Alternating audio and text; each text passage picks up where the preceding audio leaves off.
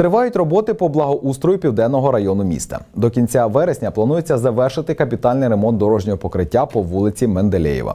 У понеділок очільник міста Андрій Білоусов особисто перевіряв хід робіт на об'єкті. Разом з посадовцями та підрядниками побували на місці і наші кореспонденти.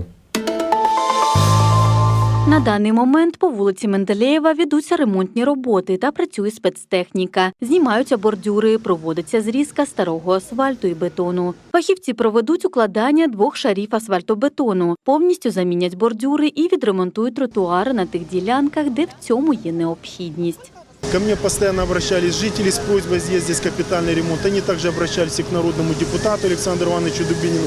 Я ему благодарен за то, что он поддержал наше обращение в область с просьбой выделить финансирование для капитального ремонта этой дороги. Всего предусмотрено 13 миллионов гривен, из них 11 миллионов гривен за счет областного бюджета и 2 миллиона гривен за счет местного бюджета. Я также благодарен руководству области в лице губернатора Валентина Михайловича Резниченко за то, что поддержали нас и выделили финансирование для проведения капитального ремонта. Вулиця Менделєєва – одна з основних проїзних частин району. На одній з її ділянок пролягають основні маршрутні шляхи. Капітальний ремонт тут не робився багато років. Це многолітня проблема, яка существовала в нашому районі. Ну, наверное, уже люди даже потеряли где-то надежду, что что-то будет происходить. И вот в прошлом году эта улица была освещена, а в этом году случилось такое чудо, которое мы, наверное, всем районам очень ждали.